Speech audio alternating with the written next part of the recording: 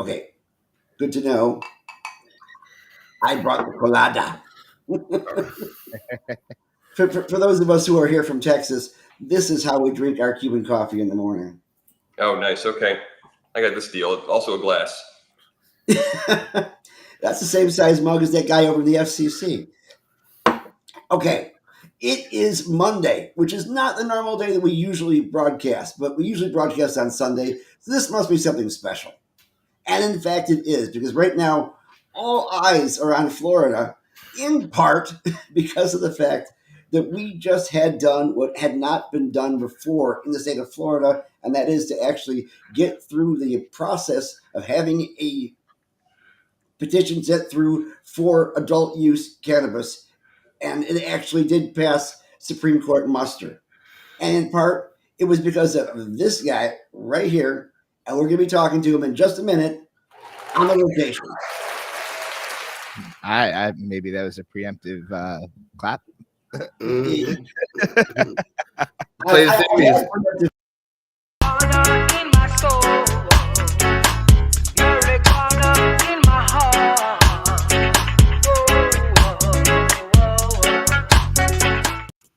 Did I do the intros all wrong? Did I do that No, wrong? you did just fine. I just wonder if I got cut off in the middle of my preemptive clap joke.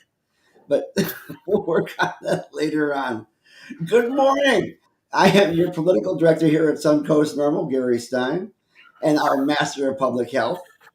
Now you can do the preemptive clap. Ah. Close enough. Get that audience, beat them out of the window.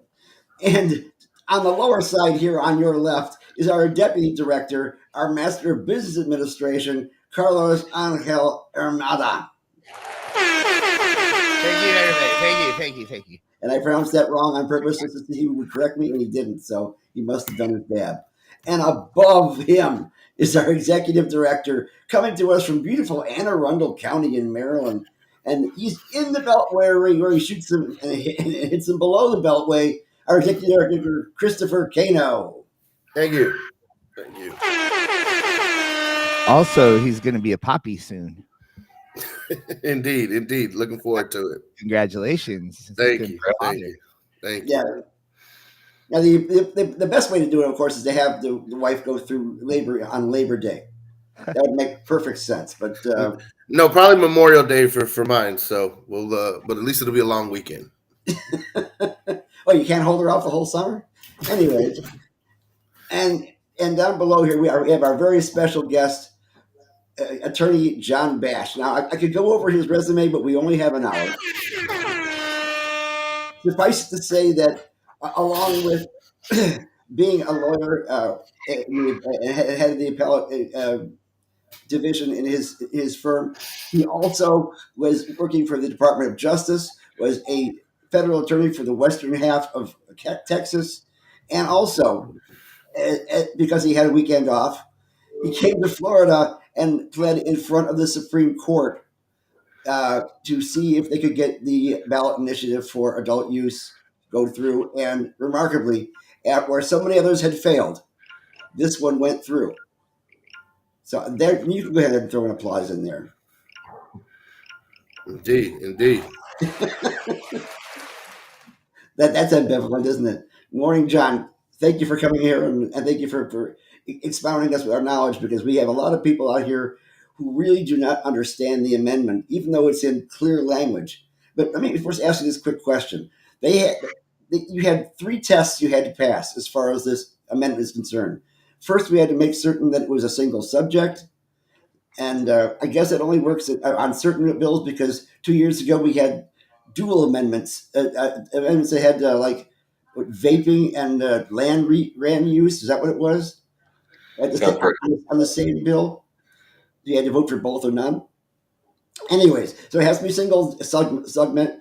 The summary has to be clear enough for the voter to understand, and it has to be constitutional as of the federal U.S. Constitution, correct? Correct. And that last one's a new requirement, and the Supreme Court has not actually applied it yet, but it does have to be non-federally unconstitutional. Why the federal Constitution, not the state constitution? It's not the state constitution because these ballot initiatives are amending the constitution. So they don't need to comply with the constitution because they're changing it. Just like we could amend the federal constitution if we wanted to repeal one of the amendments, or as we did with prohibition, we repealed the amendment prohibiting alcohol. An amendment to the state constitution does not itself need to comply with the state constitution, except that it's got to follow the right procedures. But federal law trumps state law if the federal law is valid. So a state constitutional provision, let's say a state constitutional provision said nobody anywhere can have a gun. That would probably be preempted by the federal Second Amendment. So that's why they've added that requirement. The interesting thing in this case is state laws are also preempted by federal statutes. So if a state, even if you passed an amendment to the state constitution that says something like anti-competitive conduct is totally fine, it's totally protected, well, that would be preempted by the federal antitrust laws. But a question in this case was, well, what about if the Controlled Substances Act at the federal level preempts this amendment? And one objector argued that. And we sort of suggested to the court, well, that's not really what this provision means. It's not talking about preemption by statute. The court thought that was an interesting question, but ultimately agreed there was no issue there. In fact, the U.S. Supreme Court did us a solid in a totally unrelated case about the double jeopardy clause, written by Justice Alito, of all people, who my wife clerked for, who's very conservative and very law and order. He just gave a hypothetical example of how a state could legalize marijuana, even if the federal government continued to prohibit it. And that was totally fine. And so even though it was what we call dicta, meaning a kind of gratuitous statement that didn't have anything to do with the merits, we were able to use that to our advantage in the case to say, come on, the Supreme Court has already recognized unanimously, pretty much, that states can legalize marijuana even if it continues to be illegal at the federal level. So that was actually very helpful to us on that issue. It must be an interesting household. You clerked for Scalia. I did, yes. Your wife clerked for Alito. So she's the next generation, essentially. Yeah, I mean, we're only 6 months apart, but she clerked about 6 years after me. Although Justice Alito was on the court when I was clerking. He had been on the court for a little while when I clerked, maybe 3 or 4 years. Okay. In regards to clarity, what is the standard? What threshold do you have to breach to make certain that it is understandable to the average voter? Because the average voter is very monolithic. Yeah, they spend from being unable to read to being unable to see, unable to hear, etc.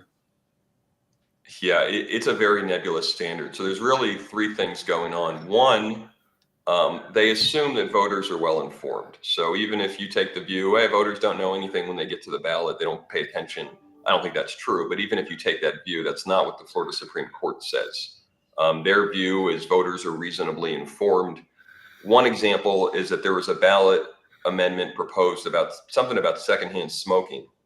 And the court said, we assume voters are aware that smoking is generally prohibited in certain sorts of places like restaurants and so forth. Like, you don't have to pretend this person is a Martian who comes in here and knows nothing about the world. So they assume a certain degree of general knowledge by voters. They assume a general understanding of the law, although not apparently the difference between federal and state law, which was the big issue in this case. But they assume a general understanding of the law. The second thing is there's 2 ways that the amendment summary can't be misleading. One, it must disclose the chief purpose of the amendment. So in our case, we thought the chief purpose is to allow adults to use marijuana personally without being exposed to criminal or civil penalties at the state level. That was the chief purpose in our view. And so there were a lot of other things going on in the amendment about the licensing scheme and who's going to regulate. And we said, well, none of that's the chief purpose. You only have 75 words to do this. And if you had to do more than the chief purpose, you'd run out of words pretty quickly. The other thing it's got to do is not be affirmatively misleading. So although you don't have to talk about things that aren't the chief purpose, you can't say something about them that's misleading. And that, I think, is where some of the other amendments failed in the Florida Supreme Court's view. The third piece of this, and I think it's really important, and it was very telling that the Solicitor General and the Attorney General tried to kind of run away from this a little bit, which is that the Florida Supreme Court owes great deference to these amendments. So it's a high presumption to strike one from the ballot. And I think that makes sense because, as I said, in 75 words for a even moderately interesting amendment, you're always going to miss something. There's always some phrase that a good lawyer can come in and say, well, that's misleading. What about this? What about that? I mean, there's no way you can draft that perfectly. And so if they didn't give deference to it, they'd be striking down these things left and right. Now, the Solicitor General said with some force that, well, why should you owe any deference to this? This, of course, we defer to the people's right to amend the Constitution, but this is about whether they're being misled in what they're doing. So why should there be any deference to the summary? And that has some purchase, but to me, I just come back to the fact that this is a constitutional procedure. You're supposed to be allowed to do this. And if there was really withering scrutiny of all of these, none of these would ever pass muster because you can always come up with some problem with 75 words. So anyway, that's the lay of the land on the misleading piece, which is different than the first thing you raised, which is whether it violates the federal Constitution. Now, and we talk about 75 words, but I've seen enough of these hearings to know sometimes it actually comes down to just one word out of those 75 that can make all the difference in regards to the meaning of almost the entire sentence. Kind of reminds me of the German language, where you can have a sentence that's about 45 words long and have no at the end of it, and all of a sudden it changes everything before that. Well, we have that one piece where it talks about who is going to be able to sell this.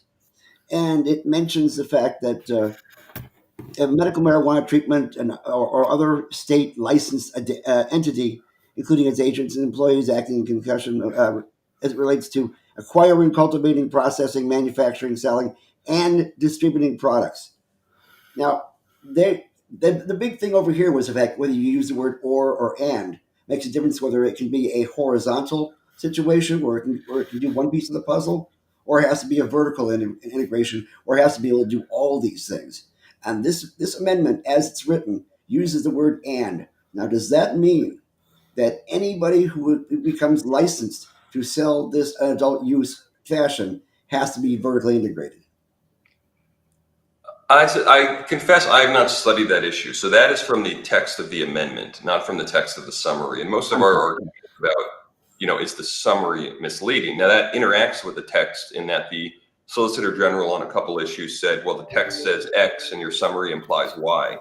But this issue did not come up in that direct way. So I confess I haven't studied the text of that to really have a good answer on that. I wouldn't want to, especially since I represented the sponsor, wouldn't want to just speak off the cuff and all of a sudden their lawyer is saying it means X or Y, and I really don't know. I'm not going to try to get you in trouble, but I am interested in knowing how somebody as powerful you would. Go ahead. The concern is that local kind of mom and pop retailers wouldn't be able to be in business because you'd have to have this fully vertically integrated operation to get a license. Well, that's the current status of that. Now, with this "and" clause in it, that kind of feels like to some folks this leaves the door open for the state to license non-vertically integrated businesses to allow to get into the industry, and that's really the question that a lot of folks are holding their breath on. Of whether or not voting yes or no on this amendment, because there is around 10,000 licensed or permitted hemp businesses in the state who are folks that are in the hemp industry simply because they did not have the opportunity to get into the vertically integrated medical marijuana industry in Florida.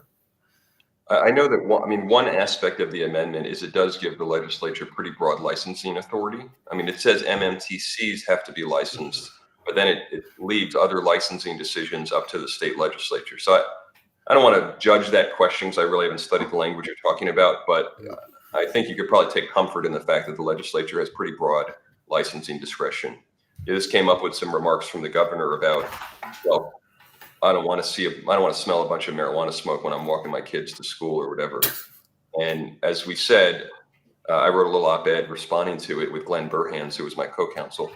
And as I said there, this gives the legislature very broad discretion. The legislature already has a lot of authority to regulate tobacco use in public, alcohol use in public, and we don't see this amendment as changing that baseline of authority to regulate public consumption under the ordinary kind of reasons that legislatures regulate that kind of thing. This protects your right to use it in your home and whatever else the legislature wants to authorize, in my view. But for public use, the laws will stay the same. That hasn't changed, where you have to be in a public facility, a private facility where you have, or a place where you have permission to utilize this product by the person who owns that product, the landlord, etc. Right? Yeah, I don't know the current state of statutory law on those issues, but I don't think this amendment purports to displace the legislature's authority to enact those kind of laws. So is this an immunity situation or is this a freedom situation? Is this going to allow people to purchase it anywhere and smoke it anywhere, or will it be a matter of you won't get arrested if you do it? Well, I mean, I guess I see those as two sides of the same coin. I mean, it says you can't have any civil or criminal penalties for engaging in the conduct protected by the amendment. So, I mean, it creates a freedom by creating an immunity. It says you can't be penalized for it. And so that includes civil penalties. So, yeah, the conduct permitted by the amendment and protected, I think it's establishing a new freedom as a matter of Florida constitutional law.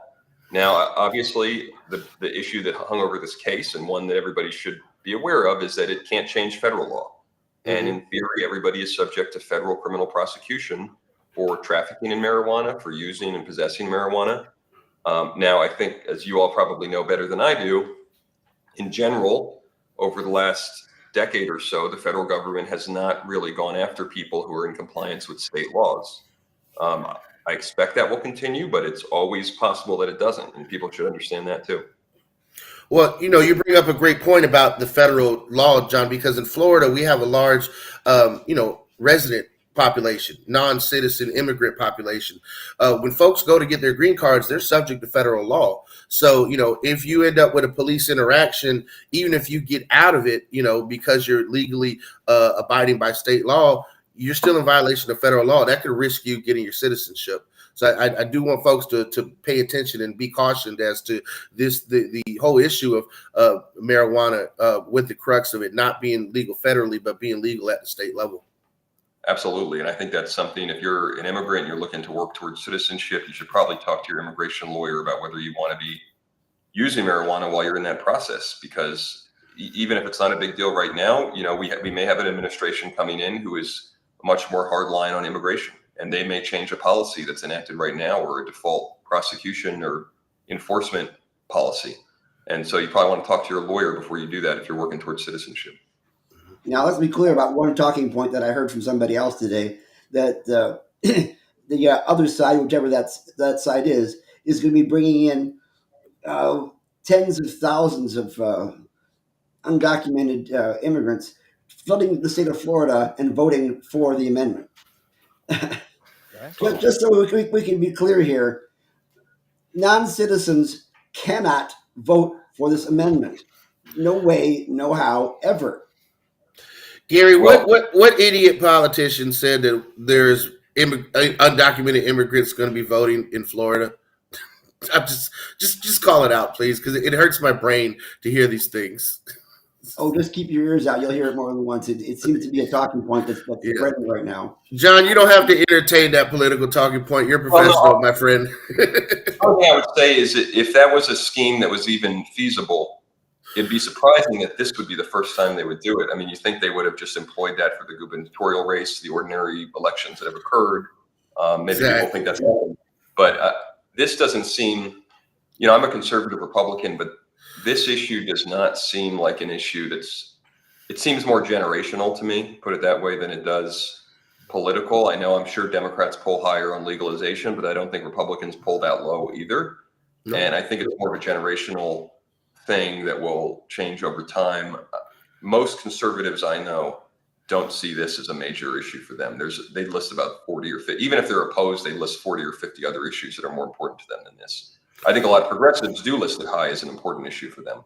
So I think the tide's changing. I think it's a generational issue, and I hope it's not going to be politically polarizing going forward. Well, I'm glad you said that, because, this is not an issue of red or blue. It's an issue of American freedom. It's an issue that, a beneficial plant has been criminalized in this country for close to a century now. And as you said, for some people politically, it's targeted large members of their base. And for other folks, not so much. But the fact is that 88% of Americans polled do not support the criminalization of marijuana, and a majority of both Republicans and Democrats across all political spectrums support, not having criminal penalties for marijuana possession. So there is definitely the opportunity there for some type of bipartisanship. It's a shame that we don't see more issues with bipartisanship that folks can agree on in such a polarized political environment that we have today. But this is one of the few, I think, that folks can agree on. I mean, there's another issue on the ballot in Florida, which is very polarizing, and it has been a wedge issue in this country for 40 years with Amendment 4 and whether or not, reproductive rights and women's health care around abortion is going to be enshrined into the Constitution. So we'll see, where the chips fall between these two amendments. But one of the things that I've said from the get-go is that these are going to drive turnout one way or the other. These are issues that people get excited about anytime they're on the ballot in other states. And Florida, being has always been a bellwether state, but recently has shifted right with a lot of folks retiring to Florida from California and New York who don't want to pay those tax rates. And so Florida has a larger shift to the red right now. But this could be an issue that could swing the pendulum and make Florida a purple state again. I'm just interested to see, will these voters turn out for this? And one of the things that I'm seeing is that folks in the marijuana advocacy sector really, are split on the amendment, in the sense that there are some folks who are like, yes, we finally got the opportunity to, take the first step towards any prohibition. And other folks are like, well, this amendment, is only going to benefit a certain amount of people, financially. And that's a lot of concern for folks. And that's one of the reasons why we wanted to put this workshop on today as well. I put together some slides and some other things we'll go over later in the presentation. But, I know we have you for a limited time. You're a very busy man. But I just wanted to thank you for coming on today and sharing your thoughts with us. Carlos, man, I wanted to hear from you. You're always the non-political one out of all of us. So what questions do you have for John or just insights that you wanted to share on the amendment? I don't really have any questions for John, but you guys all know my concern. You guys know that, I want to work in the industry, and essentially this would block out me from doing so, at least at the time being. And I understand that this puts a lot of control over that in the legislator. And that's exactly what I'm scared about. I don't think the legislator wants me in the industry anytime soon. They want to keep this a closed industry. So that's a concern. But I mean, what can you do? What can you do? We had the Regulate Florida initiative that got turned down for having growing in it, and not attacking the single subject rule. And it seems like if we're going to play the game of Florida politics, we're going to end up having to give up a lot in order to just make sure that people don't get arrested for marijuana usage. It seems like, I don't know how this is all going to shake out with those issues, but it seems like from your perspective, any legalization should be better. Because for one thing, and I mean legalization as a matter of Florida law, not federal law. But for one thing, if people see there aren't the kind of harms associated with that opponents say, that I think opens up opportunities for other legislation in the future, because legislators and people who are skeptical may see, look, this isn't a problem, and now let's try to perfect the system or make it better or make it more competitive or whatever the concerns are. I'm not a Floridian, I'm not voting in it, but it seems like if you're for legalization, getting a foot in the door is better than nothing. Yeah, that's where I'm at, and you got to understand, John, that I come from how long have we opened this chapter for? We're 10 years in the game now. Yeah, 10 decade. Yeah. We're 10 years of trying to get marijuana legalized in Florida, and that's 10 years of baby steps and getting pushed back. And I understand people's frustration when they see that this is a truly led initiative. And that the concern is it protects the oligarchy, or however you say that word. But it's as much as I am a bleeding heart activist and I want everything to be exactly the way I want it to be, I, I just have to just take solace in the fact that 3 ounces, up to 3 ounces, people won't get arrested for that anymore. And maybe that step in the right direction will do exactly what you said. Maybe that will help, you know, where for lack of a better term here, sorry to be unprofessional here, John, but maybe that'll make these really conservative older Republicans a little less tight butthole about the situation. And That's and, an approved term, and by the way. and maybe one day a guy like Carlos Ramita will be able to own a dispensary and help people with cannabis the way this plant should be, and free and loving and blah blah blah. But That's a lot of young people unfortunately, that won't that's have not where we live. that's a lot of young people that won't have a criminal offense on their record, which Yeah. even if you're not serving time, and I don't think a lot of people for simple possession serve time. I might be wrong about that in Florida, but my experience, they don't. But We got some criminal numbers on record is something you have to disclose. It can block you from getting certain jobs. It can block you from opportunities. And even if there are other aspects of the amendment you think could be changed or improved, I mean, that's a big deal to not have young people, especially, getting their lives changed with a criminal record.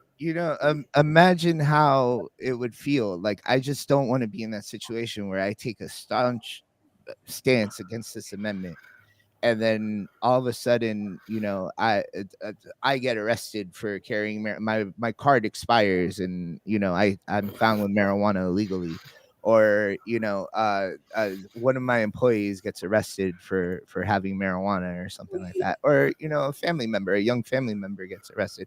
How would I feel if I took a staunch, I'm the marijuana activist here, and I take a staunch approach against that? Like I'm gonna feel like shit. I don't want people to go through the system. We were talking in the show yesterday. Myself and Kano have been through the system. The system's bullshit when it comes to marijuana. It's nothing but taking your money, making you feel like a drug addict, making you feel like shit. And we have the opportunity to end that.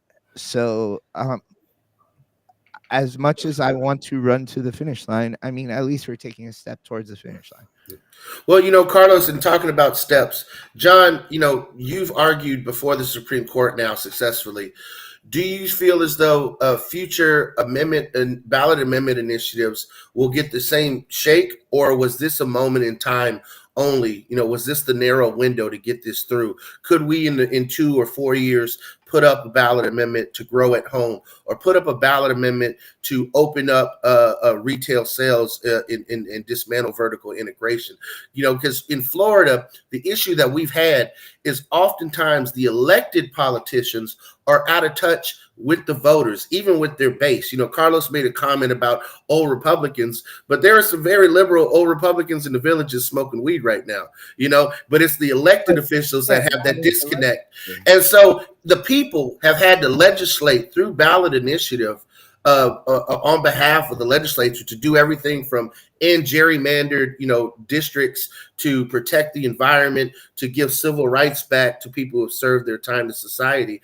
And this is just one more issue that the people have had to legislate and do the legislators' job for them. So, I just want to turn it over to you with these hoops that you mentioned earlier, as far as, the federal constitution. And then also, we know the legislature has even wanted to increase the threshold for future initiatives. Was this a moment in time, or can the people be hopeful that we can get future ballot initiatives before the current Supreme Court? Well, I don't know about the process of getting enough signatures and whether the legislature is going to raise the requirements, but in terms of the Florida Supreme Court, I found them very principled and very nonpartisan, even though I think they're probably all Republican appointees, or maybe all but one. Mm-hmm. And Justice Kennedy, who I think is the second most of the most senior justice there, and is very conservative.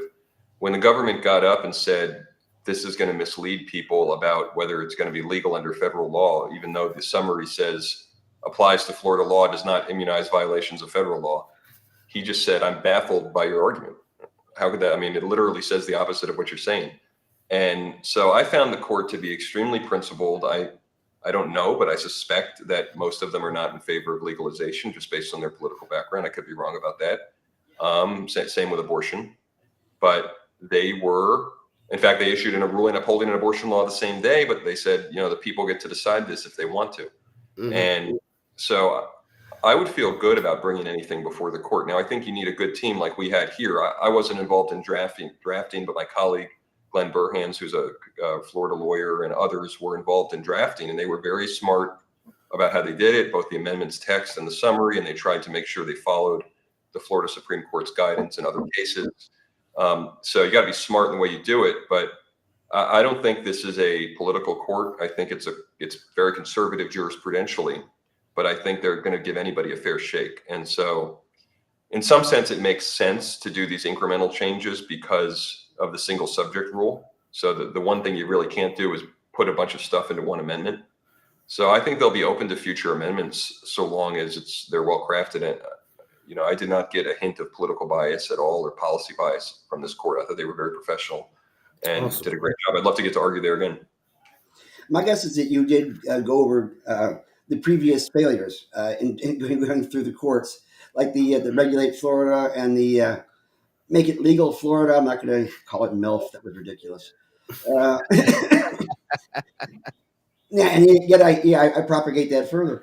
But the fact is, I was trying to find out: was it the text, was it the concept, or was it the court that allowed that knocked down those other two ballots? Oh, the other non-medical ones. Yeah. It's easy in hindsight to say you should have done this and that, obviously, but they had some pretty glaring issues. I mean, one of them just did not mention federal law. And so in the medical cases, the court had said this passes muster because it tells people in the summary that it's not going to legalize as a matter of federal law. And one of these just didn't say a word about it. So that was kind of an unforced error, I think. I don't know. It'd be interesting to know what their thinking had been on that one. Because I know it's expensive to get these ballot initiatives on. So you think you'd pay lawyers to figure out all the issues beforehand. So I really think it probably was the text of the amendments there. I don't see either of those decisions as political or hackery or anything. I think they just were genuinely trying to apply the standards. And we looked at those cases and figured out the right way to do it, and they upheld it. So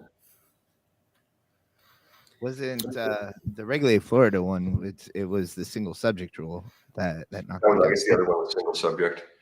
I can't remember what the two subjects were there, but yeah, it's kind of hard to have an 18-page rule and expect it to be all single subject. There's going to be some slip up there. I'm pretty sure that a lot of the criticism towards Amendment 3. Sorry for the ringing in the background, but I'm pretty sure a lot of the criticisms for Amendment 3, you can point to these other initiatives and say it was struck down because of this. Like, we need to have this single subject rule. Like there's I don't know. I'm not an attorney, but I'm going to use an attorney word here. Precedence. Well, the Florida Chamber of Commerce submitted a brief in our case saying it violated the single subject rule. Yeah. The Attorney General did not make that argument, I think, with good reason. But the Chamber of Commerce's view was you can't both legalize use and legalize sale. And we were like, well, I mean, how are people going to buy it? That doesn't really make sense. There's a phrase in the cases of two sides of the same coin. Something that's two sides of the same coin is one subject. And we said being able to purchase it lawfully and being able to use it are two sides of the same coin. I guess their point was, well, you could have legalized personal growing with use and that's it. And then that would have been the one subject. But the Florida Supreme Court, I think only one justice agreed to that argument. And yet we've got states who actually have laws in place that say it's legal to possess and use, but not legal to buy or sell, which is similar to prohibition back in the 1920s. Is that okay? So I thought only DC had that situation now. It was DC. There was also, I think, two other states that actually had that. Virginia's in that same boat. Their governor just vetoed retail sales, but it is still legal to possess it and essentially have it. Interesting. And so Prince has this huge collection of stickers that he bought where he got the cannabis as a gift with the stickers so that he was able to purchase it from the various dispensaries around the D.C. area. They're not dispensaries, Gary. Remember, the dispensaries are not, retail sales are not licensed because D.C. has that rider, and again, the federal government holding back DC from moving forward. But yeah. John, I just have to ask you. I know, just to not get away from all the legal jargon, DeSantis commented on that this would just allow the whole state to smell like weed. Do you have any response to that? Yeah, so that's the op-ed I wrote with Glenn Borehans. It was in the Tampa Bay Times. I think he's mistaken about that. It's a legitimate concern in that I wouldn't want every place to smell like weed either.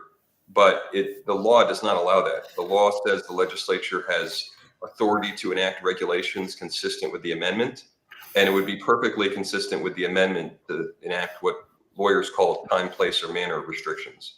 Meaning, if they don't want it smoked in public, if they don't want it smoked in certain areas, they can do that. Now, they couldn't say you can't smoke it anywhere. If you smoke it in your home, that's got to be allowed. But it'd be perfectly permissible under the text of the amendment for the legislature to say no public consumption. And so I think the governor is mistaken about that one. I share his concern in the sense that I wouldn't want that situation either, but I don't think the amendment allows that. Now, John, can public consumption be something that can be criminalized, or is this something that should be a civil penalty, or is that really just up to the legislature's prerogative as to how hard they come down on it?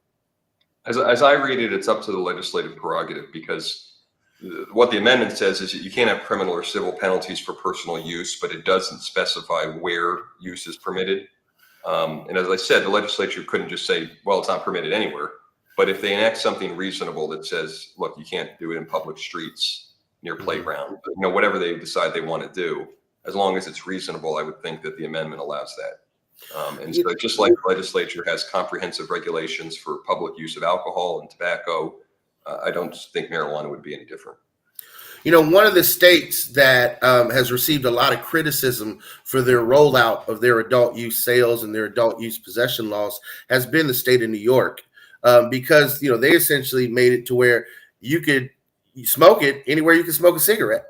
And so that's one of the things that kind of DeSantis alludes to with this. He doesn't want things to smell like that. But Florida has clean air laws. We don't have restaurants you can smoke in anymore, like in the Carolinas or other places, So these are, the fact that you think you'd smell weed everywhere just isn't something that would happen. I mean, you can't even smoke a cigarette at the University of South Florida anymore. Like, there are clean air college campuses, all over the place now. So I know that statute, by the way. Thank you, Gary. Medical marijuana has been legal now for almost a decade, over half a decade. And, I've only been in Florida a few times in the last couple of years, but I don't smell marijuana anywhere. Exactly. And they have the same authority to regulate in time, place, or manner as they have now. So they were under the amendment.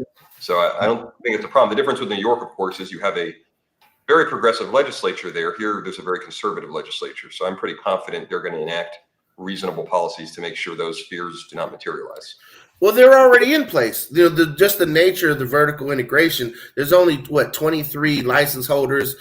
Maybe 19 or 20 actually are in operation with actual plants and doing sales. And then you look at dispensaries wise. There's 618 storefronts in Florida, but these are established, regulated places. Even if you go to them, you don't even smell bud. And some of them are in mini malls, strip malls. Some have their own standalone buildings. But those fears that essentially the politicians are cooking up right now who are against this, just as you said, they're just not found, because they've already well regulated and well established how cannabis gets done in the state of Florida. I mean, essentially, you can utilize it in the safety of your own home.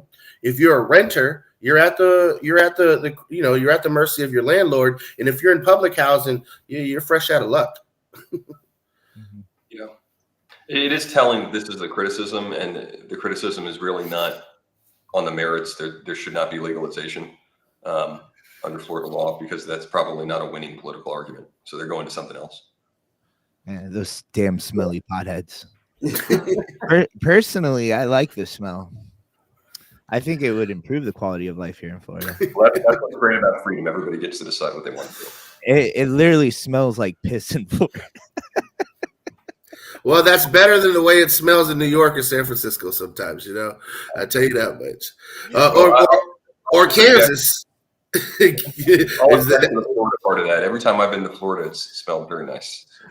Yes. I always wonder what would happen if they outlawed the smell of urine and beer in New Orleans. The areas that I can afford to live at, John, I'm sorry, it smells bad. Well, where Carlos is broadcasting from, John, is Ybor City, which is it's analogous to Bourbon Street in New Orleans, Nice. So that's why he made the joke about the smells there. So, we do have a workshop that we prepared for the folks. John, if you got to leave, we totally understand. Let's get another round of questions in. But if you want to stay, we're going to do a quick slideshow presentation for the voters on Amendment 3, take a deep dive into it, and really have folks understand what they're voting for. And so you're free to stick around if you want to raise some questions. I'm done, but I'm happy to take some more questions if you have them. Yeah, so let's do another round of questions. Carlos, let's go to you first, brother. I know you usually have the least amount to say, so let's let you hear what you got to say to John. I'm good. Gary, how about you, brother? Okay, well, first off, I am curious to know what is going on with the cannabis legalization in Texas right now. I know you guys have a whole different structure when it comes to the legislature. You got 2 years on, 2 years off. Is that correct? In regards to putting in the legislature? Yeah, they meet every 2 years for a period of months, and so that's not happening again for a little while. That just happened. I guess that happened last year. It's already 2024, so that happened last year. So next year. But they've gotten shut down pretty much in the 11th hour over the last couple of sessions, correct? Yeah, exactly. And there can be emergency sessions. I'm not an expert in the whole procedure, but there can be emergency extensions to get things done. Governor Abbott has been pushing for vouchers, and he's been extending things on that. But I'm really not privy to all that legislative politicking. Okay. I haven't heard of any serious effort to legalize in Texas. Maybe I'm just not privy to it, but it's very hard for me to believe there would be support for that in the legislature. And we must have some kind of ballot amendment procedure, but I don't think it's utilized that often. Well, I guess that's one thing that Florida has in common with Texas, is that you've got the legislature, which is 0.001% of the population, who does not understand their own constituency. When you have an approval of medical cannabis in the 80% range, and for non-medical use in the 50s to 60s, and yet you have politicians who say no way, no how. That is not being in touch with the people. That is not representative government, as far as I can see. But we have that situation. Yeah, I mean, Democratic coalitions are interesting because sometimes there are issues that the majority feels one way, but the minority cares a lot more. And they influence policy because you have to get their votes for other things, or you have to bring them into the coalition, and they just care a lot more. And I don't know if that's what's gone on within the Republican Party on this issue, with the people who want to maintain prohibition maybe have cared more than others within the party who, as I said, see this as generational and are going to change in the future. I don't know. But we'll see. I see our advocacy group out here as being highly bipartisan. We've got a lot of Republicans. We have a lot of Democrats who are all advocates, and they all have their own viewpoint and standpoint. The fact is, they all agree to one thing, and that is you don't get to 60% of the vote without being bipartisan. And so they know that this is a bipartisan issue all the way, and we expect it to stand that way. But one of the issues that a lot of people have brought up was in regards to the motives or agenda of, I don't know whether you can speak to this or not, of the sponsor of this bill, of the folks who put their money into Safe and Smart Florida. Was it basically just to work on their bottom line, or to do the greater good?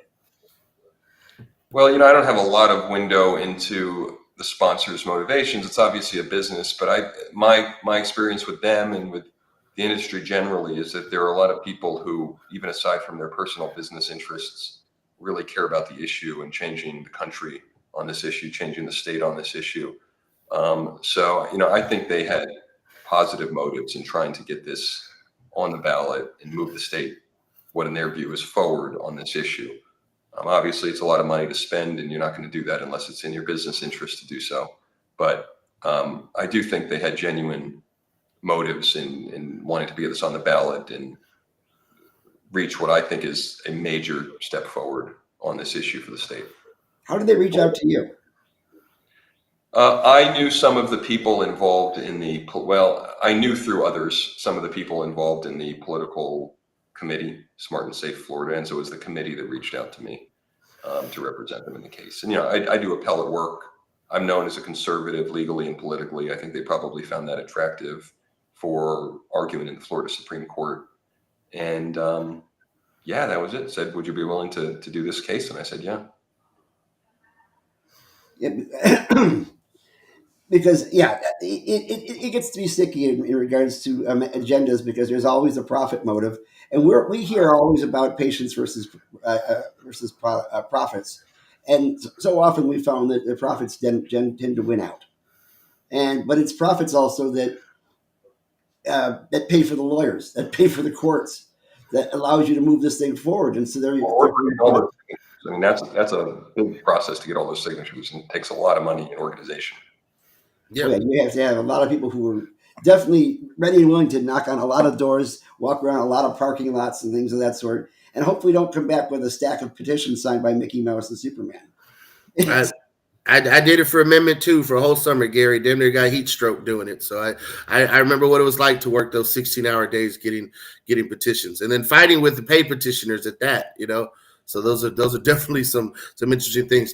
There's a lot of folks asking, about, John, in your opinion of True Leave and their lobbying efforts in Florida, but you were just a hired gun to get this through the Supreme Court. So I just wanted to essentially kind of characterize that, because some folks, they have a hard time disconnecting between the amendment and the people who are sponsoring the amendment. You know what I mean? Yeah, no, I don't know a thing about anybody's lobbying efforts. I can't really speak to that, but I guess my advice to everyone would be, the amendment's going to be posted online, so not just the summary. You can actually go and read the amendment, and whether you like the motives of the people pushing it or not, you should just read it yourself and decide what you think and whether this should be the law. Sometimes laws are pushed by people you agree with, and sometimes they're not. But their lobbying efforts on hemp or whatever it is are not going to have anything to do with what this law does.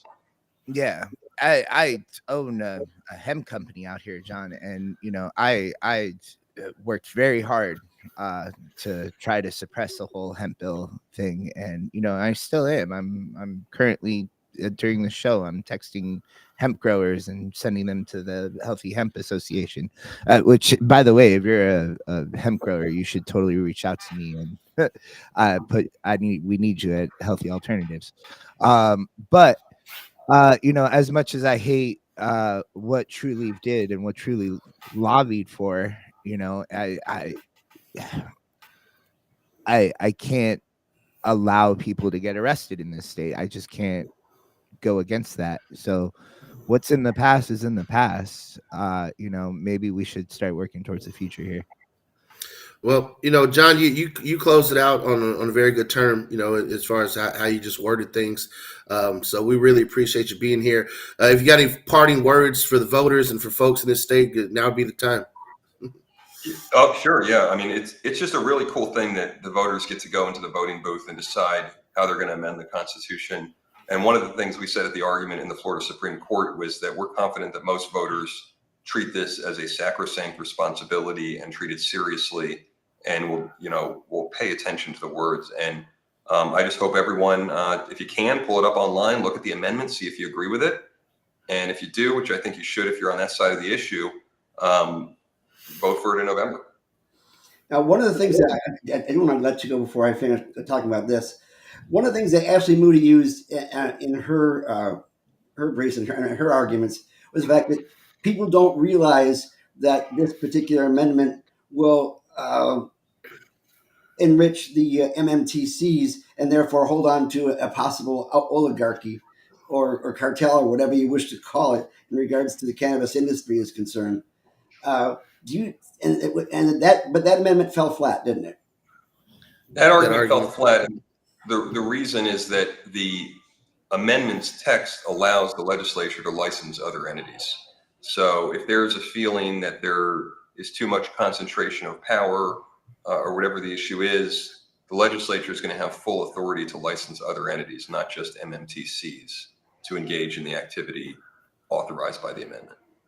But they actually have to license them. It's not a matter of getting permission. You actually have to apply for and get and pay for a license. Correct. And the legislature will likely have to enact a licensing scheme for those other entities. So those are all rules that will be created based on the powers given to the I guess the Department of Regulated Business, who will be working on those particular rules and regulations, as opposed to the health department, who did the medical rules. And that's the way that is going to be. But I did find it kind of disingenuous, the fact that the folks who created these vertical outlets were the same ones who are saying, but I don't think that the public realizes the harm is going to be caused by these giant oligarchies that they themselves had created in the first place. So that. Who said that? I guess I wasn't following that. Who said? Oh, I see. Got it. Okay, got it. Yeah, I mean, it was the legislature that created this vertical only infrastructure that only it makes it basically you have to be a millionaire to get in, and then you become a bigger millionaire. And anybody else who wants to get into the business is really essentially not available to do it in the current structure as it is right now. And yet what they were worried about was, I hope that people realize that they're voting for the furtherance of that particular policy. And I don't see how they could possibly argue against it when they're the ones who created it in the first place. Well, Gary, that's the nature of Florida politics. It's hypocritical to say the least. So, well, John, we thank you for taking the time out of your busy day to join us today and share with the voters of Florida just your thoughts on the amendment. I want to thank you for successfully defending it before the Supreme Court, because you've created, essentially a pathway for future amendments, definitely ones that are going to be more patient and people oriented in the future to go up before the court. Just based on the fact that we can see the state just doesn't have a good enough argument in many ways if you can word your amendment properly to shoot it down, which is what this one did. The people behind it did take the time to make sure they paid the right folks to word it properly. So for future grassroots things, it just goes to show how much money has a big play in getting the right talent to get something done. So, and there was one other question. I am sorry, I'm not letting you go. What can I say? But we have people saying, how is it possible that we even need this amendment, because the 2018 Farm Act automatically made all cannabis legal? You and I know both that that's not exactly true, but did you want to speak to that? Oh, I'm not even aware of what the Farm Act is, but I know that it did not make it legal, because there would have been no case here, and there would be no issue right now if it made everything legal. Exactly. Well, John, thank you again. We appreciate you joining us. Next here on the show, for those who are going to stick around, we're going to take a deep dive into Amendment 3, what it does, what it doesn't do, and the impacts here on our state in Florida. So, Carlos, if you want to cue up the slideshow for folks, and we can take a look. Thank you so much, John. Thank you all. Thank you, John. Thanks, John. Stay safe. Have a chili pie on me. All right, make that a full. All right, that'll work. Cool. So we can still see us. All right, so just Amendment 3 is going to be on the ballot this year. Actually, Carlos, go back the other way. That'll make it easy. That way, folks can see the whole thing. So click to the next slide. All right, first I want to start out with where we are with marijuana arrests, and this is a U.S. annual marijuana arrest. You can see with prohibition in the 70s, and then you see the war on drugs escalate in the 90s with mandatory minimums, 3-strike laws, and then you see how much things have dropped with legalization and post-legalization. So moving forward, click the next slide. Let's talk about Florida. Florida is ground zero for the war on drugs. Historically, Florida law enforcement agencies don't even report their marijuana arrest data to the FBI. And for years, there was no data available for Florida. And even when you did, it was incomplete. They're only showing a few thousand or a few hundred marijuana-related arrests. But if you're Floridian, and the ACLU actually did a study pre-legalization with data going back to 2010 that showed there are over 57,000 marijuana arrests in the state of Florida. Now, what does Amendment 3 do? Amendment 3 will end tens of thousands of marijuana-related arrests, many of which are felonies. Now, if you look at Florida, has some of the strictest felony laws in the state. 20 grams or more will get you a felony in this state. And a felony is punishable by up to 5 years and a $5,000 fine. I can tell you that felony charges are very difficult once you're hit with them. I mean, if you have any type of other record and you get hit with a felony, there's you're going to be locked into a very nasty system.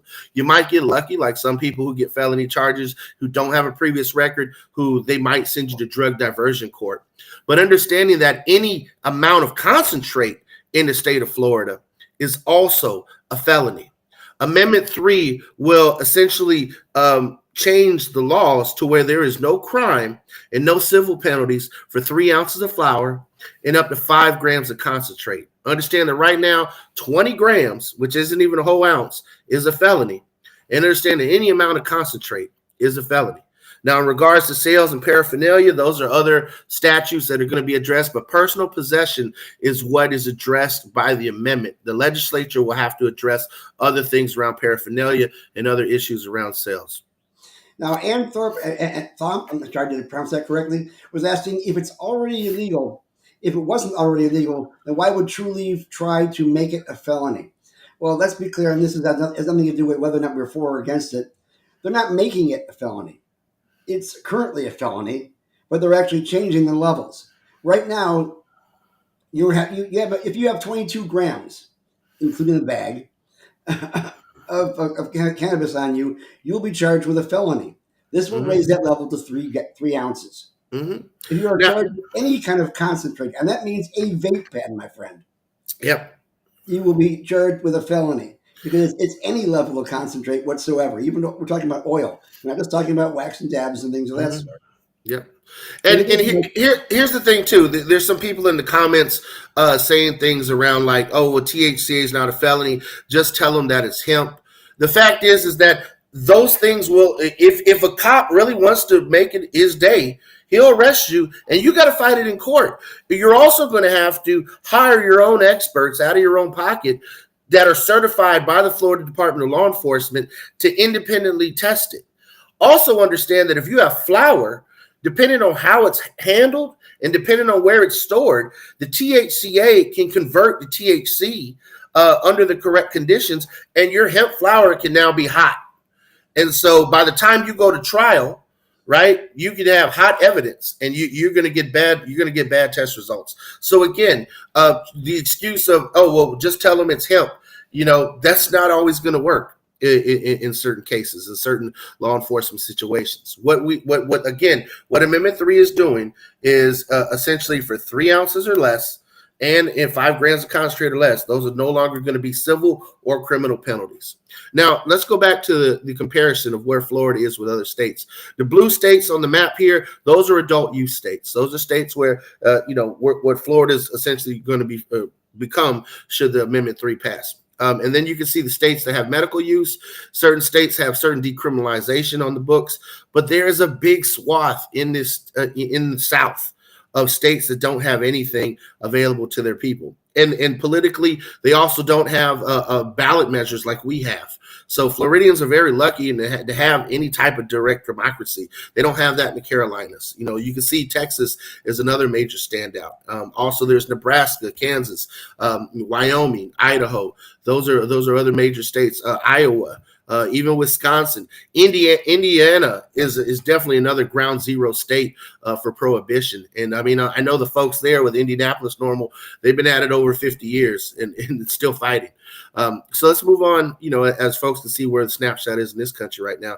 The disparities in arrest rates really are stark, especially in the South. People like to think Florida is this beautiful metropolitan paradise, but Florida is still part of the Jim Crow South. And the disparities between African Americans and Latinos, being arrested. The other thing that we have to address is this is only the first step in addressing prohibition. We still are going to have to fight with the legislature to do things like they've done in Maryland or Virginia and end the smell of marijuana as probable cause for a search. Because even if you're legally in possession of it, if it smells like weed in your car, they can toss your car. And, we've seen, misconduct among law enforcement in Florida on video and on TV. We've seen it on social media. So there are concerns about, the fact is that we want to limit police interactions with cannabis users, as much as possible. Because again, that anytime you're in a police interaction, that does open up the door for other issues to be involved. And again, if we can end probable cause of a search, with the smell of cannabis, that would be another thing that we need to address moving forward. But these disparities are clear. They're in black and white. Carlos, let's move on to the next slide. Again, the research is there. People are still being treated differently, even in legal states, with racial disparities. But again, what we do see is that when you do adopt adult use, there is large decreases in arrest. And that is a big step forward when it comes to cannabis. So let's move on to the next slide. I talk about cannabis a lot with folks, because this has been part of human culture. It's only been the last 100 years, and really here in America, that things have been criminalized so hard. But whether it was ancient China, ancient India, the Middle East, Africa, or Europe, cannabis has been used for medicine. It's been used in religion. It's been used for paper. It's been used in warfare. So let's just keep it moving and know that human civilization has utilized this a long time. Next slide. Next slide. All right. Where does cannabis come from here in the Americas? Cannabis started with colonialism. It's a plant that's not native to this part of the hemisphere, but because of colonialism, it ended up getting spread everywhere, even to the point where it became mandatory for colonists to grow it in order they could support the large navies of the colonial era coming out of Europe with hemp products that were used on ships, whether it's sails, ropes, pitch, tar, etc. So let's move on past cannabis and colonialism and understand it's America's oldest crop. There it is on the back of the $10 bill. Thomas Jefferson had to sell 2,000 pounds of weed in order to buy guns for the colonial army when he was governor of Virginia, because they wouldn't accept the newly minted American government's money. Understand that it even had to play a role in how different systems of slavery were enacted in this country. And in Tennessee and the Kentuckys, the fact that they had a quota system allowed certain slaves to make slave wages for cultivating cannabis. And eventually some bought their freedom and even opened up their own plantations in regards to cannabis. Again, that being said, before, it's something that has been ingrained in American society. So why did it become illegal? Well, let's go to the next slide. Surprise, racism and economics. That's why. This man in particular, Harry Anslinger, who was the first head of the Federal Bureau of Narcotics, was someone who tried to essentially validate what was going on with his agency. So he made a big scare around immigration and these evil Mexican plants known as marijuana that was coming in. Even the Jim Crow era posters there. Carlos has one in the shop. He's showing on the camera, or the one there. I mean, you see a black man with a white woman, and he's injecting marijuanas. I'm sorry. When did we start mainlining weed? Ever, right? This is just the scariness of it. But understand that companies like DuPont had economic, interest in making sure that hemp products were made illegal because they had artificial oils, artificial paints, which directly connected to hemp. And that Harry Anslinger was appointed essentially by his wife's uncle, who was, Mellon, who was the U.S. Secretary of Treasury at the time. The Federal Bureau of Narcotics wasn't like the DEA, where it's an independent agency. It was housed in the Treasury Department. This has always been about taxes. Marijuana and illegal marijuana grows have always been about taxes, and it still is to this day. So as we move forward on the slides, in 1969, the Marijuana Tax Act got struck down, and that's when the Nixon administration came back with the Controlled Substances Act. And the Nixon administration knew what they were doing. They knew that they could make it illegal to be black or be a hippie and be against the war, but they didn't wage a public opinion campaign with the war on drugs. They knew if they could associate hippies with weed and the African-American community with heroin, that they would have an opportunity there to win votes in the Deep South. And in the Southern strategy, it worked. But the hypocrisy of the federal government is that since the Clinton administration, essentially, the U.S. Department of Health and Human Services has been utilizing and researching and has had a patent since the Bush administration on utilizing cannabinoids to help with dementia, Alzheimer's, strokes. And that was the reason why I started using it for my father. who had suffered from strokes and was suffering from a terminal form of dementia, and then wind up catching me felony charges. And so, because they said I had 25 grams on me, even though I know I didn't. Again, police interactions. 17 grams turns into 25 with the right cops pushing for the right motives. Let's move on to the bag. In just the racism in general coming from the Nixon administration and those of that era, it was talked about earlier on the show today with John. And then you took at the 80s and 90s with the propaganda of just say no, and even the fact that the escalation of the war on drugs. And we looked at the charts earlier. I want to go to the next slide so folks can see the charts. The federal prisoner population. You can see how these sentencing reform acts, the 3 strike laws, the war on drugs, all these things have just skyrocketed to where the private prisons now have a major say-so in this country, and they're a major lobby. Let's move on. The private prisons are made up of 2 of the largest groups. There's Geo Group and Core Civic, both which have a lot of lobbying. Both also run the immigration detention centers, but they're not the only ones benefiting from this system of private prisons and private immigration detention centers. Much of our own 401ks and retirement plans have hedge fund investors and investment groups that are interconnected with many of these companies. And all these companies are benefiting from prohibition. And you can see that just in the same way with private prisons, private immigration detention centers are also skyrocketing. So let's move on to the next slide. It's a vicious cycle. The politicians are pressured by lobbying groups to pass punitive laws. They make for more sentences. They build more prisons. I mean, they're building a 40-story prison skyscraper in New York. They just going to build $1 billion prison in downtown Baltimore. These are things that are happening in even liberal states, folks. So understand that when it comes to the prison industry, they have money to buy both sides of the aisle. Vanguard, BlackRock. These are some of the leading investors in other medical marijuana treatment centers, like Cookies, for example. Some of his lead investors are BlackRock and Vanguard. And all in all, when we look at legalization and what this means for this country, Harvard Department of Economics has said legalization can generate billions of dollars of tax revenue if it's taxed like alcohol and tobacco. What that also means is that taxing is going to drive folks back to the legacy market. And then again, when we look at disparities in arrest and where we're at with these things, again, Florida not reporting, right? You can see that on there, but you can see very high areas of in disparities in arrest when it comes to Black and white individuals in the different states. And think about what's working against you. You get arrested. You got to go to the court system. You're going to get fleeced for money. And then you're going to either end up with a criminal record, or you're going to have to pay out to the rehab industrial complex. And I say that because you have these nonprofits that get tons of money for rehab services, and they become the arbiters of your freedom. If you pee abnormal for a drug test because you drank too much water one day, or you didn't drink enough water, your whole freedom can be at risk just based on what this nonprofit drug rehab facility says. So there are definitely a lot of tools working against the average person. Now let's look at the Florida cannabis industry.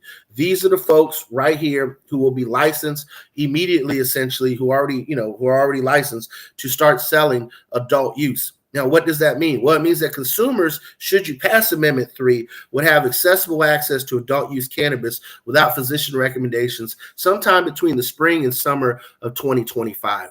I say spring and summer because the Florida legislature, when it came to implementing Amendment 2, took the whole legislative session and didn't get it done. They had to have a special session in May to actually address it and get it done. So it wasn't until July 1st that we saw medical marijuana in the state of Florida. It could be around that same time, whether it's the end of May or it's July 1st, though that's around the time in 2025. Now, people talk about Trulieve.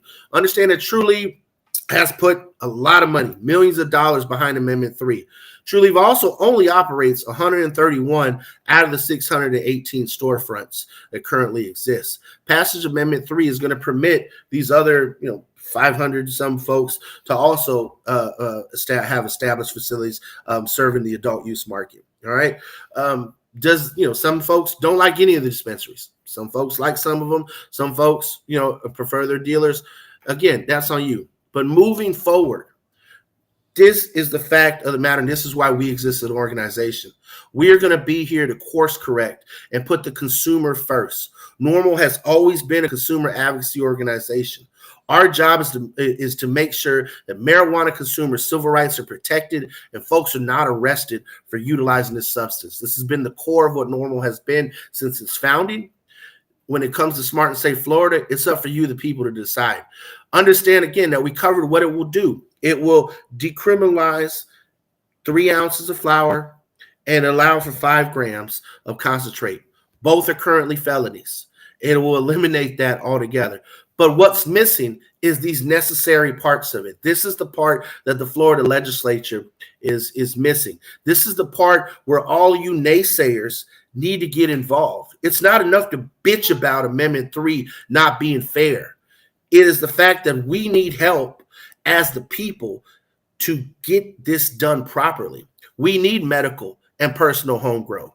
We need worker protections. You know, whether it's legal or not, people are still getting fired from their jobs. If you're lucky enough to have a job that doesn't drug test you, good for you. But for some people, that's not an option. And then medical discrimination and protections. People are denied organ transplants every day. They're kicked off their pain management plans because they choose to use cannabis instead of opioids. Your parents, very good people, have their kids taken away from them or are investigated because they're utilizing cannabis. Pregnant women who have intractable, morning sickness, who just can't get through it, can have their babies taken away from them for testing positive for THC. And then, should we pass Amendment 3 as a state? That is the first step. And that is a vital step to granting clemency and releasing cannabis prisoners. Let me be clear about this. If we don't adopt Amendment 3, people are still going to be arrested on felony charges. And people are still going to be saddled with records. And a disparate number of those are going to be Black and Latino peoples. And if you have enough privilege to not be affected by it and say, you know what, it doesn't have home grow, I'm not going to vote for it, then, hey, I'm glad you have that privilege and those rights, and you can do that. But the vast majority of folks don't have it. And we're never going to be able to release the cannabis prisoners unless we take the first step and end prohibition. We're never going to be able to expunge charges unless we take the first step and end prohibition. This is your opportunity as voters to take the first step. Now, again, let's just put this in perspective. And Martin Luther King, back in the 60s, said, you know what? Fuck the Civil Rights Act of 1964. It doesn't protect our voting rights. We wouldn't be anywhere. But you know what they did do? They got the Civil Rights Act of 64, and then they came back and got the Voting Rights Act of 65. And this is what we have to do as voters, as cannabis advocates, is we have to take the first step to end prohibition.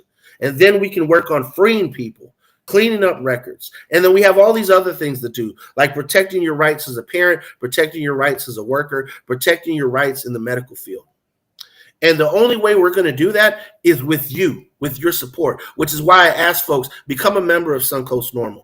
Become a NORML member in your state if you're watching from out of state. If you don't have a NORML chapter near you and you want to be a member of us, great, come get involved with us. If not, get 10 friends together and start your own NORML chapter in your part of the Sunshine State. I would love for us to have more chapters in the state. I would love for us to have more advocates that we can work with. But let's be clear what these facts are. 88% of Americans oppose criminalizing marijuana. Rescheduling cannabis is not enough. It has to be descheduled. And the president has already started issuing out pardons for folks. But pardons are only the first step in reforming federal cannabis policy. We have to end workplace discrimination against responsible cannabis users.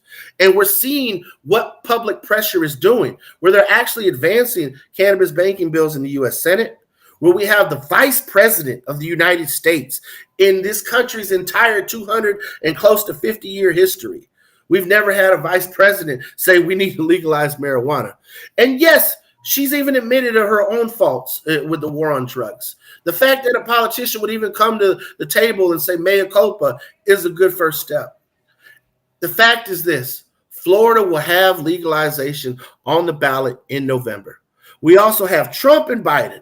And I can tell you, as a Democrat, A lot of Democrats are not happy with the choice that we have. A lot of Republicans are not happy with the choice that we have. A lot of independent voters are like, why the fuck should I even vote? Look, you have Trump, you have Biden, you have Amendment 3. These are the realities of the ballot in Florida. So let's take a deeper dive into what Amendment 3 is. It very clearly states here in there that medical marijuana treatment centers and other licensed entities, okay? So again, when the legislature goes to implement this in the 2025 legislative session, for all of you who want to get into the industry, for all of you who want things like home grow, you want expungements, whatever your wish list is that is preventing you from really taking this seriously, this is your opportunity. It's not going to be at the ballot. The ballot is just the first step, and Amendment 3 is the first step in ending prohibition. It's the implementation of it that is really going to shape what the adult use market looks like. So people who have been, essentially attacked by the industry with the hemp industry bill that came through this session, all of you should band together and lobby the legislature, like as Carlos said, when the implementation comes about. But very clearly, the personal use aspect of all of this is what ends prohibition. It says people will not be arrested and not be charged and not thrown in cages and not saddled with felony charges for concentrates up to 5 grams and for flour up to 3 ounces.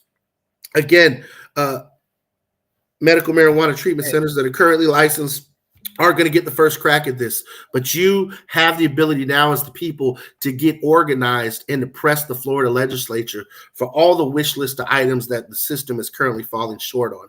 And that is our window. That is the path forward. That is the path for victory for cannabis consumers and for the small mom and pop businesses moving forward. And it's not striking down Amendment 3. Striking down Amendment 3 doesn't benefit anybody. Moving forward and ending prohibition, on the other hand, that's something that first step needs to be taken. And let's be clear here. I mean, we've got probably the most interesting chat that we've had on this show today. I got the I got the picture of Martin Luther King smacking Krim Rivers in the face by reading the chat, and it's probably the funniest thing I've ever thought of. Please make that a meme. I love that meme. Yes. And we should have that as a meme when it comes to implementation. I just want to be, I want to make this clear, right? Change the screen up, Carlos. Let's go back to talking. Yeah. Let's go back to talking.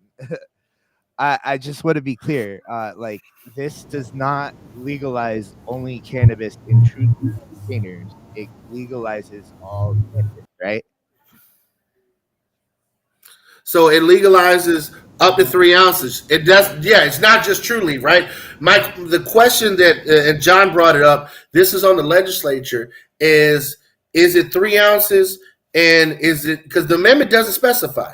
Doesn't specify. It's on the legislature as far as enforcement goes. And this is what I said about things like probable cause for smell. Because if the legislature decides it has to be in the original dispensary containers for you not to go to jail, then that's a concern that folks are going to have, and that's a concern that people still have. I still educate people to this day. When you get cannabis, right, treat it as an open container. Put it in your trunk. Make sure it's not easily accessible. So, Carlos, what are your thoughts, brother? Well, I mean,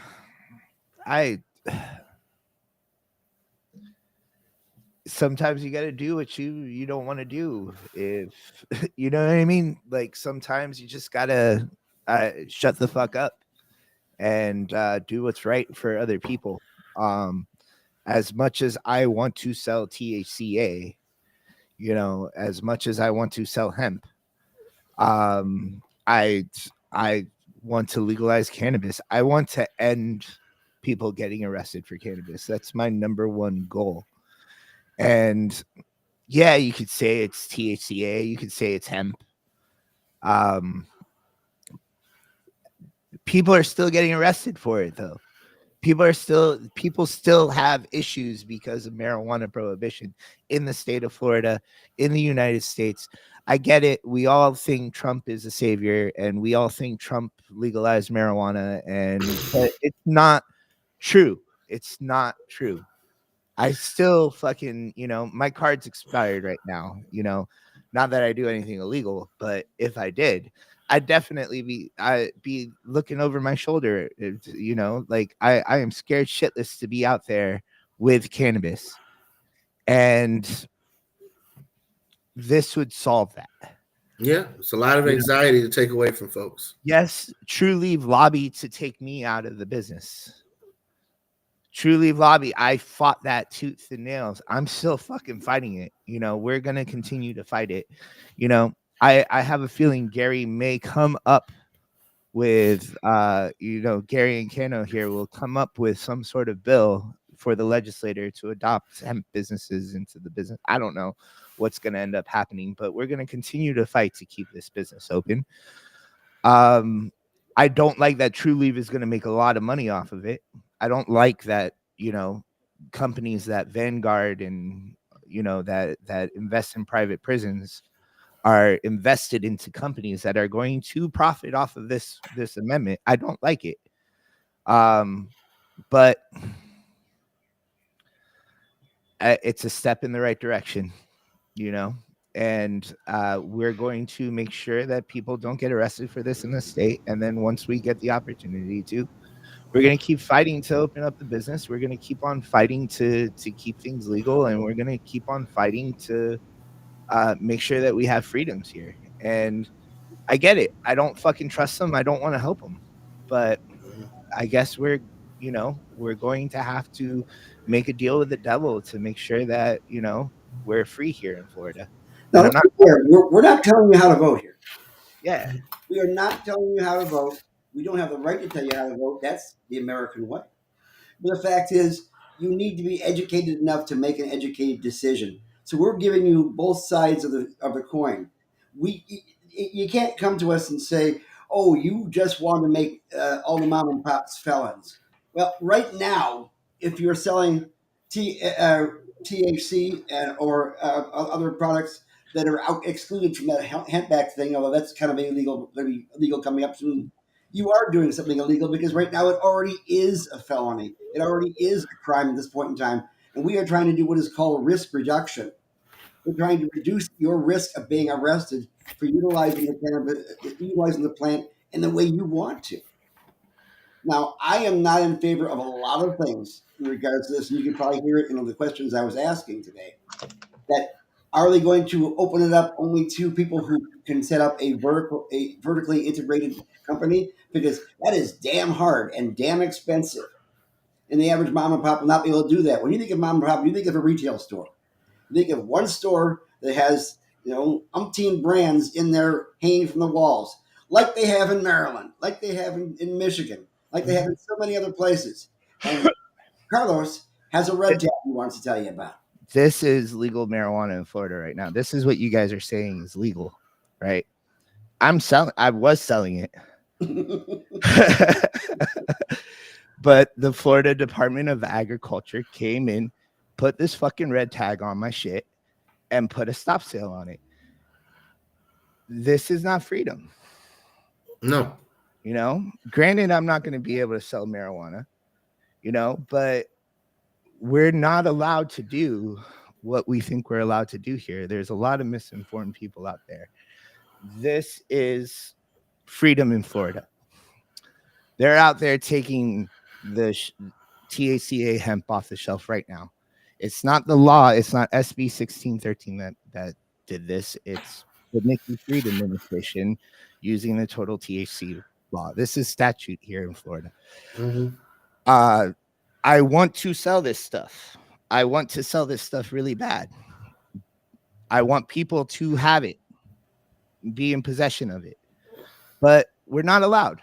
And unfortunately, this is the bullshit that we're going to have to put up with if we don't vote this law in. Yep.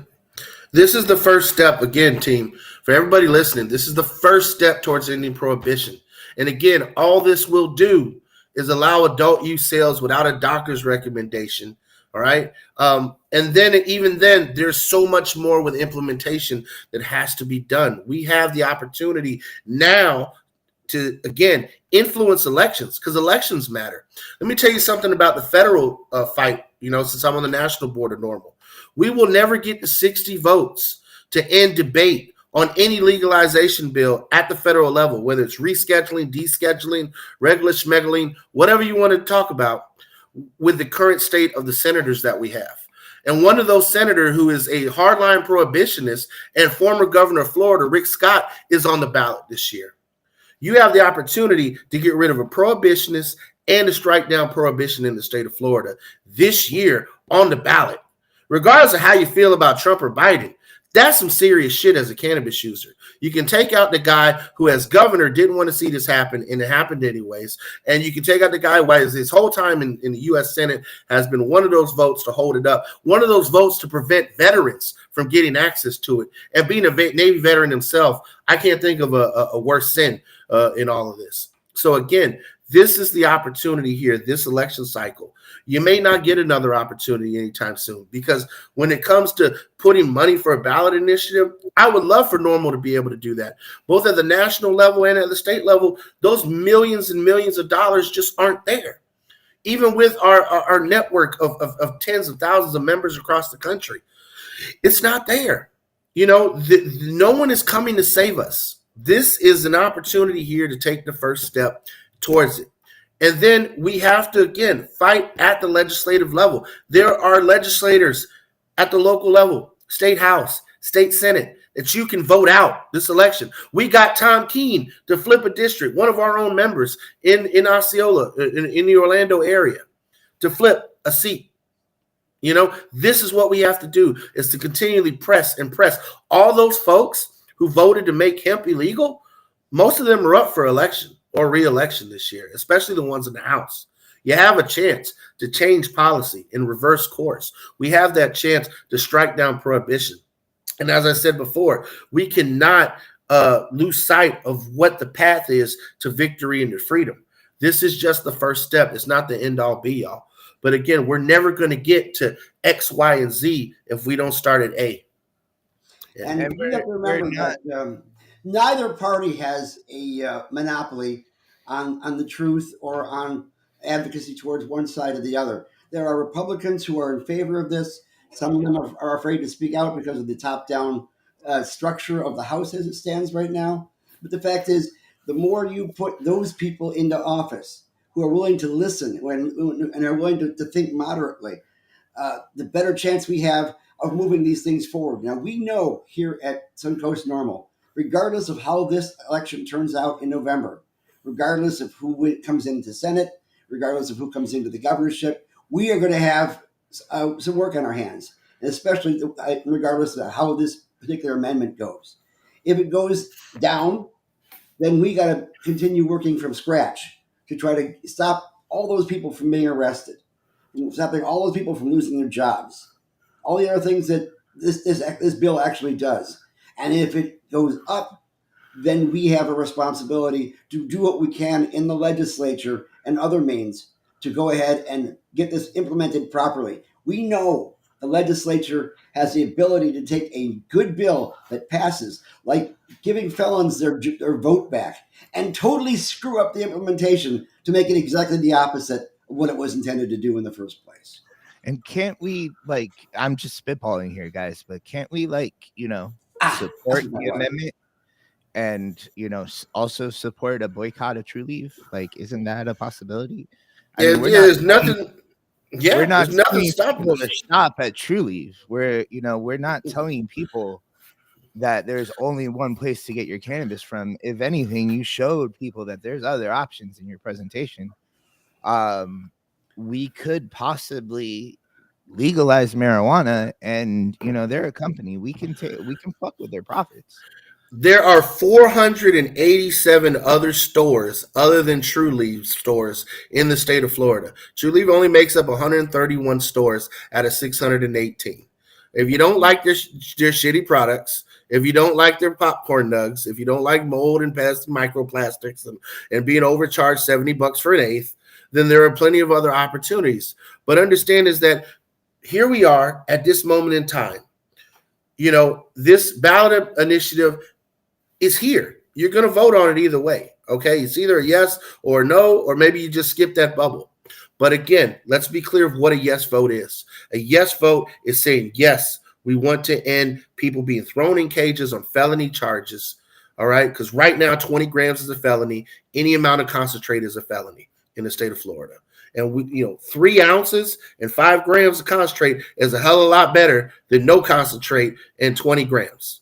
And even then, less than 20 grams is still a misdemeanor charge. You're still getting saddled with a criminal record. So taking the first step in any prohibition, that's what a yes vote is going to do. It's also going to allow the existing licensed entities to start selling over the counter by pretty much the summer of 2025. Other entities that want to get into the business, we're going to have to work to lobby. We're going to have to work on the implementation. We're going to have to put pressure on the legislature. Hell, even once we get this done, we got to put pressure on them to stop drug testing in the state of Florida via urinalysis as a method of impairment. Because the fact is that urinalysis can detect metabolites in your pee from months ago. You could have not smoked for 3-4 months and still get fired from a job. That's messed up. There's so many things about the current state of Florida that we have to address. This is just the first step. And again, the amendment is very narrow. It doesn't address home grow. It doesn't address these things. But home grow will not exist without ending prohibition first. In what world do you think that we get home grow before we change possession limits and felonies? In what world do we get worker protections without first striking down prohibition? In what world do we release people from cages without first taking prohibition out? We got to take down prohibition first before anybody gets released from a cage. And you know what? The sad part about it is that, yes, there's going to be a handful of companies that make some money along the way on it. But again, those are the same companies that we have to call on to put dollars into these campaigns to release people from prison. Because we can definitely boycott the shit out of Trulieve or any other company that doesn't want to donate to letting people out of cages.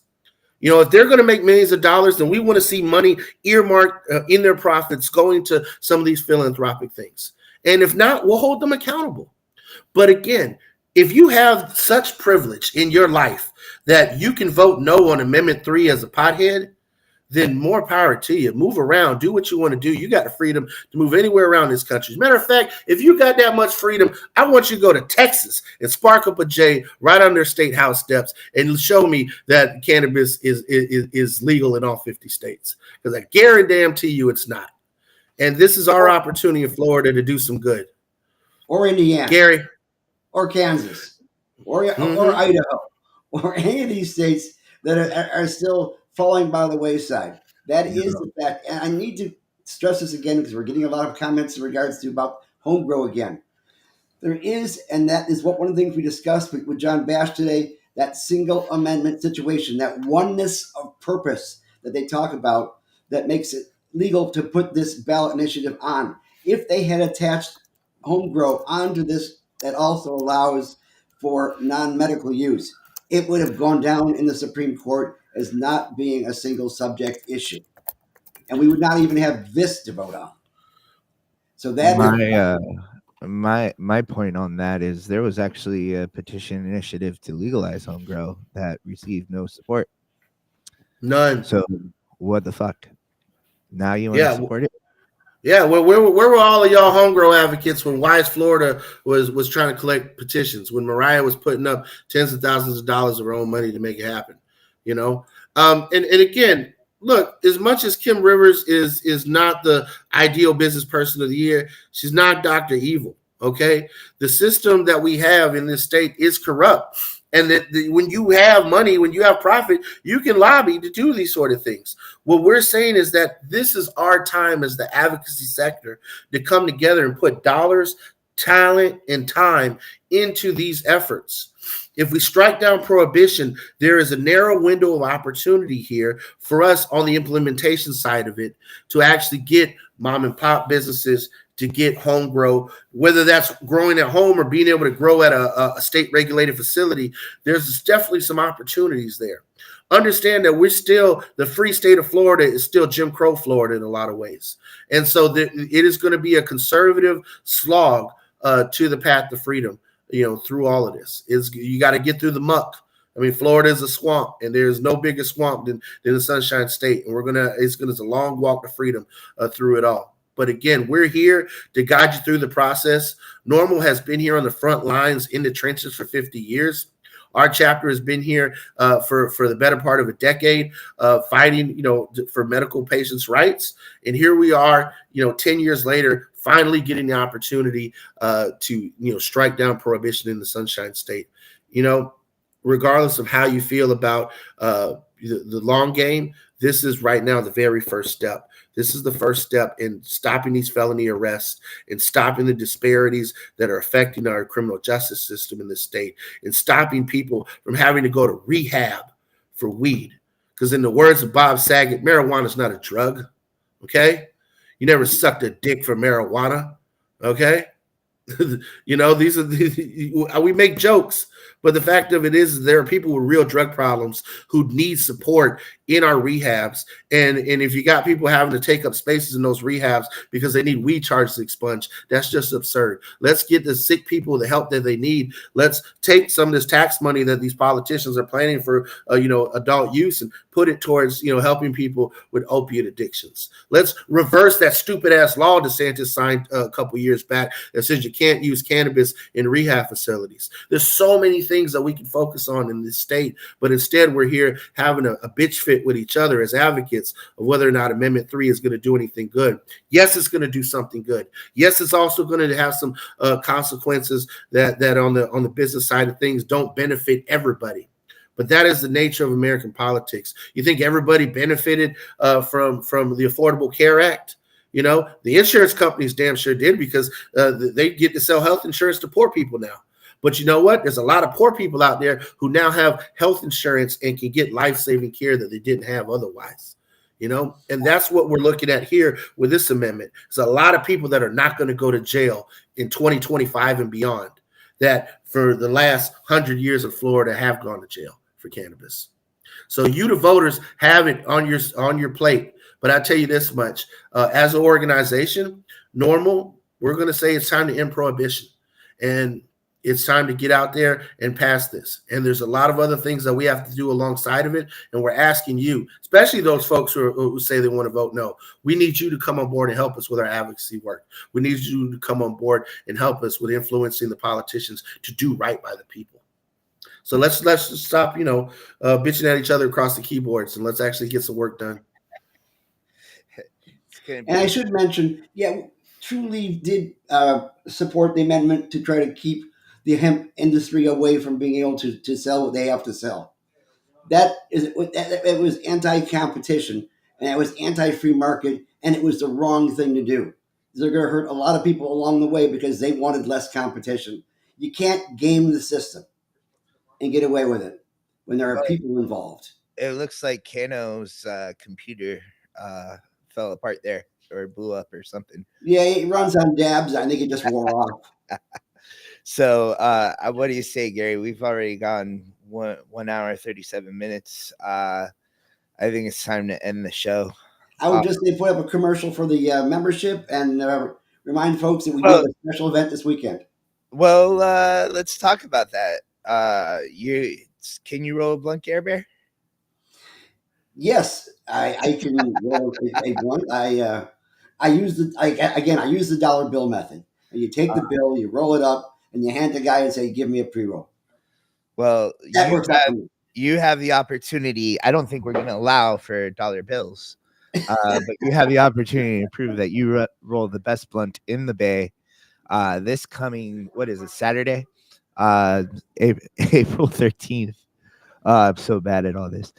On April 13th from 7 to 11 p.m., we are partnering with Chillum Mushroom and Hemp Dispensary and the Brothers Broadleaf to bring you Best Blunt of the Bay rolling competition. There's going to be a couple of different rounds to the event, right? You can competitors will test their skill utilizing the classics, wraps, papers, and tobacco leaf. And then the finale will be a freestyle. We've seen some cross joints before. We've seen some braided joints before. What are we going to see this year? Maybe a TIE fighter joint. I don't know. But come to the event. We're partnering with the brothers Broadleaf in order to bring you this event. Their fourth generation cigar legacy. They're going to be judging the event, and these guys, their cigar legacy. They own a blunt company, and they literally, like, their blunt company seeks out to make the perfect leaf for rolling blunts.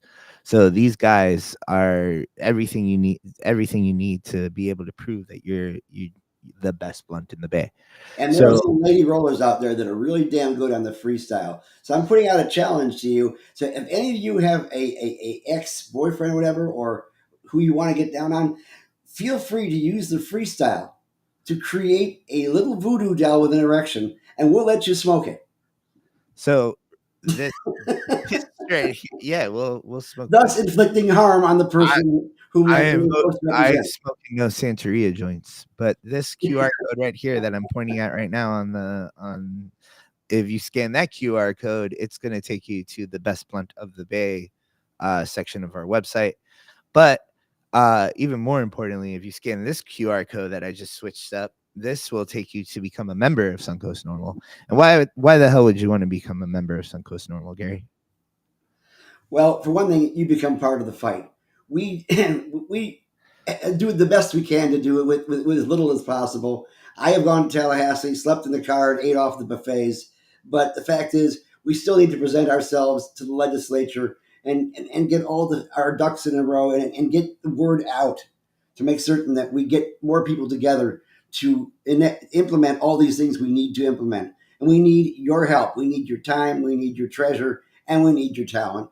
So let's start out with the treasure and go ahead and go online to suncoastnormal.org/membership and go ahead and order your membership kit, which you can pick up at Chillum or he can send it to you. And let's get involved. And that's a good way to get involved. Plus, I believe if you're a member, you get to come to a bunch of our events, just the one I just talked about. And you get to ask Gary for advice. Yes, which I will freely give for a price. And, whatever happens, I just want to say that, it's a pretty uncertain time for the cannabis movement in Florida. There's a lot of people that are pissed right now, and I think they have the right to be. I don't want to make this about swaying people one way or another, but whatever you're doing, I'm sure everybody is coming from a place of compassion and coming from a place of love. And we will get by if we just put our bullshit aside and care for each other. So please make the right decision. I don't know. I don't know what that decision is yet, but it looks like we're going to vote yes on 3. And remember, you have your choice of the medical market. And if this goes through, you may have the non-medical market and, of course, the non-legal market, whatever you want to call it. And there's pros and cons on all those things. In regards to the guys on the corner, the trappers and that sort, you really don't know what you're buying. You can't just ask them for a COA and get all the listings of all the things that are there and not there. They don't go through the scrutiny that other folks do. Now, they grant you some of them self-scrutinize, and that's cool. But do you really know which one is which? So be careful out there. Don't take chances. And always go for the health and not for the jail. Yeah, and don't fall for the bullshit. Trump did not legalize marijuana. That is just not true.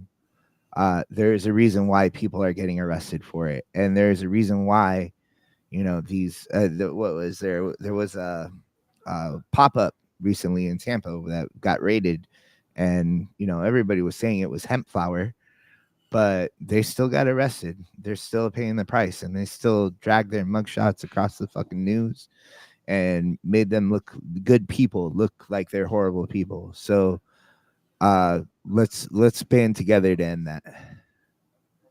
And have some faith. If it goes through, we will help fight to smooth out the edges and get mom and pops back involved.